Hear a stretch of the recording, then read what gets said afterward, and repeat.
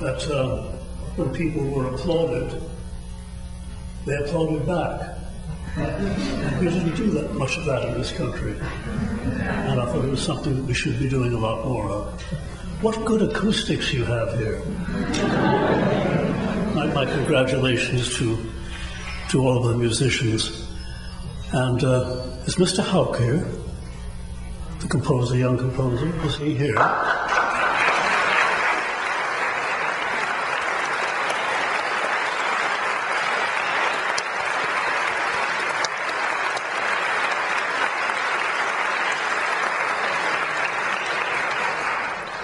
I understand that you're 18. Wow. You're a much better composer at 18 than I was a writer at your age. I tell you that. I do like to invite musicians to my foundation also, but they're so noisy.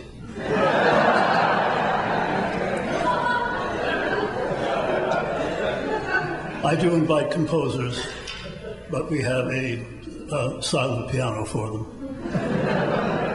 They can compose on that. I believe I'm up here to do two things. At the beginning, to make a fool of myself, then receive an award, and then say something useful. That is the procedure, yes.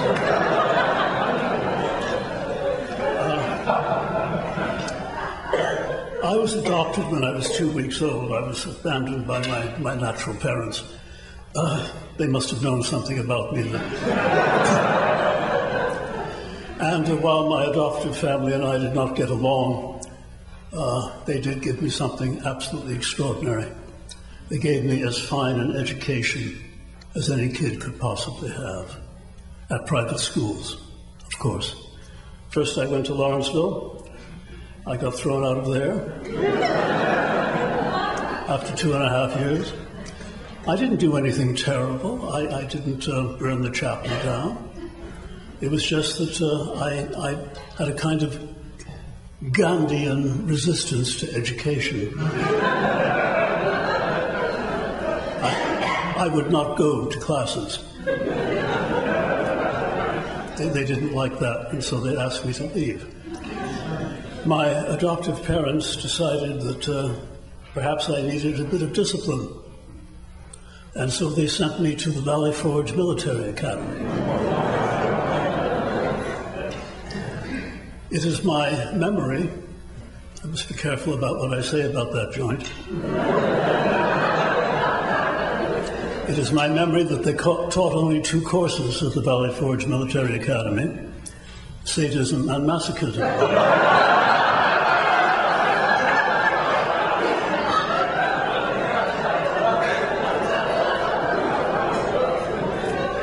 But these were both compulsory. And that I passed both. Developing along the way a tiny preference for one over the other. That's another talk. I got thrown out of there too, and went on to the Choate School, the only place in my life for which I have ever graduated. But I went to college and I got thrown out of there too. However, along the way, I was very fortunate, except at Valley Forge. At all my other schools, I was very fortunate to have teachers who knew how to teach and who had a sense that no matter how incomplete and how amateurish I was in all of my endeavors at writing, that maybe I had some talent and maybe they should encourage me. And they encouraged me by encouraging me to make as much of a fool of myself in public as I could in all of the arts. That is the only way, you guys who are students, it's the only way you will get anywhere. Be willing to make a fool of yourself. And if you do it in the presence and the company of people who know what they're doing, then you'll get somewhere. I'm sure you will. So I started writing. When did I discover Bach? Well, was I 12? Perhaps. Perhaps I was. I have a habit every morning when I get up. I've made coffee the night before. It's been on for a while. I come downstairs. I feed my female Abyssinian cat. I make coffee. And then I go to a CD and I play, as I do every morning, wherever I can, wherever I am. I play a couple of Bach preludes and fugues. I find that this clarifies and orders the mind in a way that just about nothing else possibly can. So I discovered Bach. When I was 12, I wanted to be a composer. By the time I was 14. But you cannot believe my incompetence. I also discovered painting because my teacher showed me painters and paintings. I wanted to be a painter. That was okay. But I really thought I was a writer. And so I wrote, and I wrote having no common sense when I began writing poetry, about the age of 12 perhaps. I wrote nothing but poetry. And since I went to a private school where we had a literary magazine, and I was very, very clever, and got myself to be managing editor of the literary magazine, I filled it as much as I possibly could with my own poetry. Before I came here, we were having a talk, and they said, would you read something? I said, well, I'll think about it. And I said, you know what I should do, since most of your students are young? I think I will go and see if I can find 3 or 4 of the poems I wrote when I was 15 and 16 and 17. And maybe I'll read those unless they're too embarrassing. And so I went up and I found 3 or 4, and I will share them with you. I don't think they're quite as bad as I thought they were when I wrote them. But this is what happens when you have teachers who allow you to make a fool of yourself in public when you're 15 and 16 and 17 years old. A poem called To Whom It May Concern. While we're in adolescence and the awkward stage, they'll have their fling, the older ones, but just today. And people think at times that we don't know what side our gin is bittered on. The trouble is, most of us do. Now, nobody knows what gin bittered on means, but in those days, back in the 40s, when every night when I was home from school, my family would ask me to make the cocktails for them, I learned a lot about gin. I learned a lot about bitters. Things turn up in poetry. A poem called Old Laughter. Well, this is a really traditional poem. Edna St. Vincent Millay could have written it, but she was too good. I sat and watched as people laughed. I studied carefully each face and noted how each vague smile grew and echoed in the fireplace. The small man on the window seat squirmed nervously and glanced about. He wasn't just sure when to laugh. I waited. Then I heard him shout much later than the rest of us, and then, embarrassed, try to hide from eyes turned quickly to his chair and mocking laughs from every side. Miss Pauline twittered to herself and shook her head, not smiling though. The years had passed, and with them joy had flown away, and winter snow now filled the seasons, made them one. Her small white hands clung firmly to a handkerchief, a perfumed ball, and like the years, a faded blue. John Aldrich threw his head way back and held his stomach as he sat and shook with joy. His college key bounced gaily on the sea of fat. His meaty laugh engulfed the room and rumbled through the crowded air.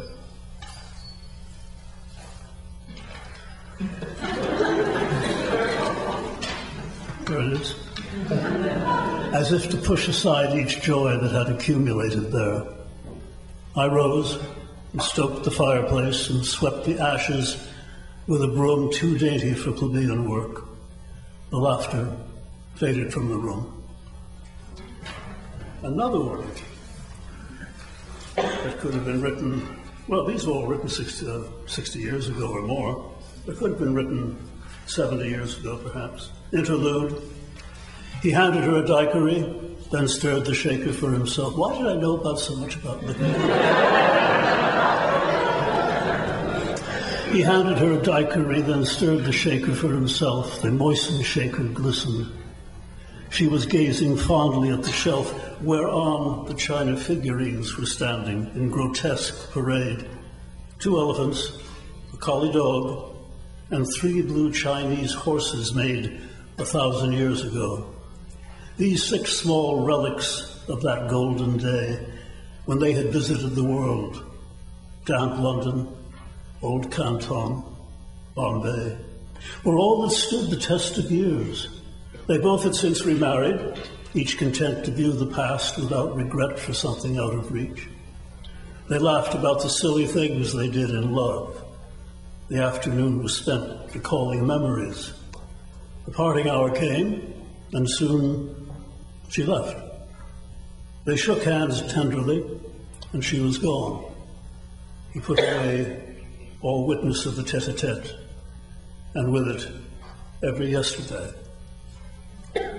Well, that stuff is all pretty derivative. I'm a little embarrassed by it. But here's one. This is the best of the bunch. I will conclude with it. By the time we get to the end of this sonnet, really, you notice I had some structural command of, not intellectual command of what I was writing. This sonnet, by the time we get to the last 4 lines of this sonnet, I think I've written something that's not too bad. I'm very proud of something that I did when I was 17. It's called To a Maniac. You have created your utopia.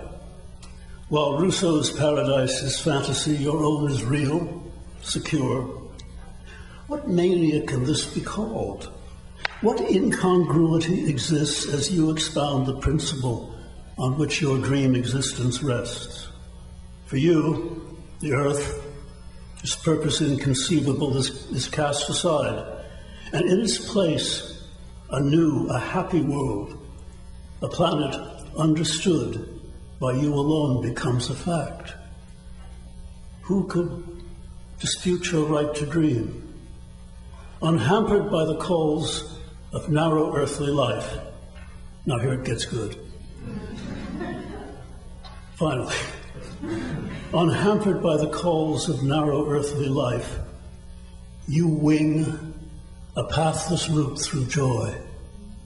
And when you die, a host of angels you created sing.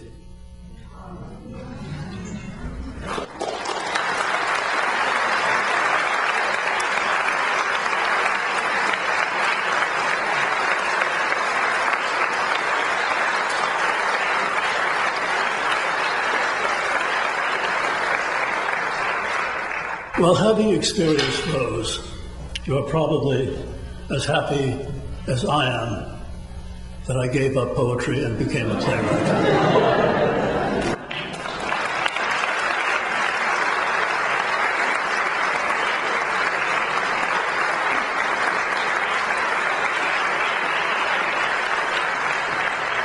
We're happy he was a poet and is a poet, and we're happy he's a playwright. And we are delighted that he is here with us this evening. And we would like to present you, Mr. Albee, with a Creativity Award, which is in the hands of one of our students. And this is a symbol of aspiring to greater heights and energy that goes around and around. And this is something which you have given to all of us who are involved in the arts, and you've been a real inspiration. Thank you for coming. This has been a wonderful evening for us.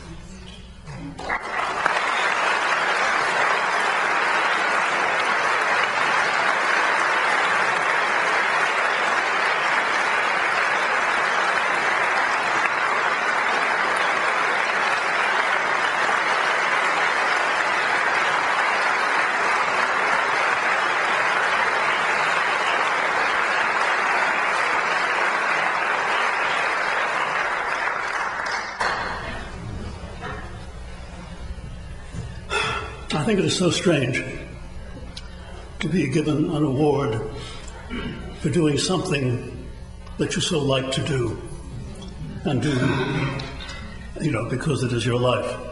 Thank you for it. I'm grateful.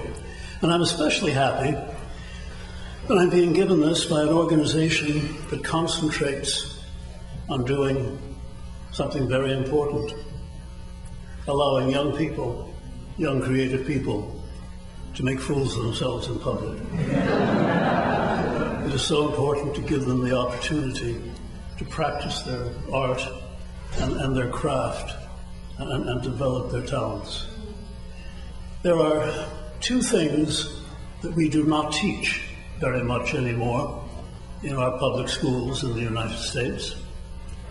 Do you remember, some of you are old enough perhaps, to remember a course called civics? Remember civics? When they taught us when we were at school to understand how democracy worked and what government was all about. They taught us how government functioned, and they taught us about our responsibilities in becoming an informed electorate. We don't teach government, we don't teach civics very much in this country. It's not considered particularly important anymore. The other thing we do not teach very, very often in our school system in this country is the arts. They are considered perhaps even less important than government. We do not teach the arts. We do not encourage in our homes young people to perform and practice the arts as a lifetime activity. We think the arts are useless, perhaps, escapist. But let me tell you something. A long time ago, people started trying to figure out what it was that distinguished us from all the other animals.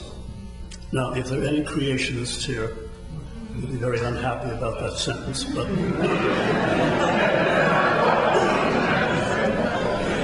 I can't satisfy everybody.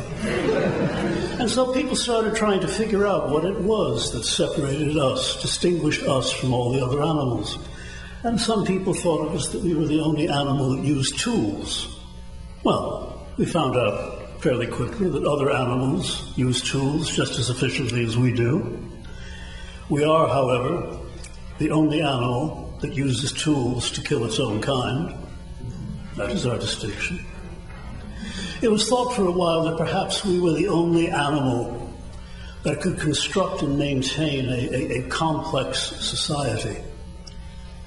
Well, the more we looked around at the societies, if you will, of ants, of termites, of bees, and other creatures, we found that they were capable of constructing and running a social order at least as complex as that of mainland China, and with greater efficiency. It was thought for a while, usually in the more mountainous areas of the east of this country, that we were the only animal possessed of, what is it called, an immortal soul.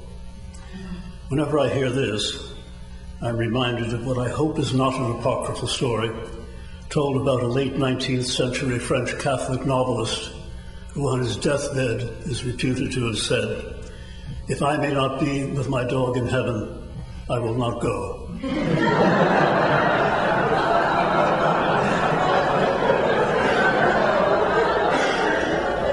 Let me tell you what I believe to be the one distinguishing factor between us and all the other animals, and why we treat this distinction so terribly in this country. We are the only animal that makes art. We are the only animal who invented the metaphor to call attention to ourselves, to define ourselves to ourselves. We are the only animal that makes art. And it is this that distinguishes us, and this alone, from all the other animals. Now, I know about these experiments that are being made with gorillas and chimpanzees, teaching them to talk to us and to write.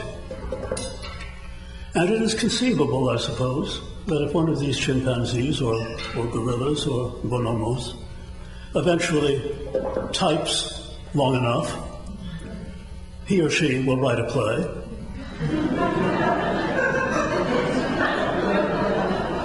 And given the state of Broadway,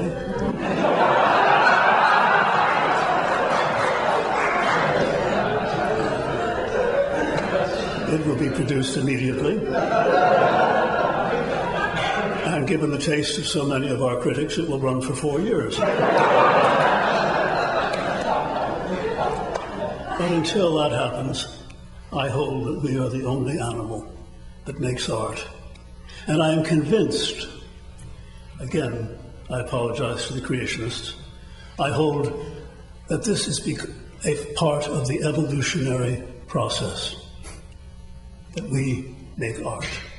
You see, to simplify just slightly, I think a long time ago, we all had a tale. Not a collective tale, you understand. We had our individual tales. And again, to simplify just slightly, I think what happened a long, long time ago was this. Our tales fell off, and we grew art. We grew the ability to examine ourselves, to consider ourselves, to consider the implications of ourselves. And it is this important distinction, this ability to make art and to receive art, that distinguishes us from all the other animals. And why is it then that as a society, we pay only at best lip service to the one thing that distinguishes us from all the other animals? Why do we not teach the arts in our schools? Why in too many homes are talented kids told, well, yeah, do it, but get a job instead? Why do we not encourage among our people and insist upon our teachers educating kids into the understanding and comprehension and creation of the arts? The one thing that distinguishes us from all the other animals. It is decisions of this sort, whichever way they are made, that determines the fate of any civilization. Civilization is being created on these stages, where young people are put in contact with the arts. We mustn't fail. You know, the wonderful Max Lerner, sociologist, wrote a book called America as a Civilization. Well, let us hope that we don't turn into one of those civilizations that starts going way downhill before it reaches its zenith. Thank you.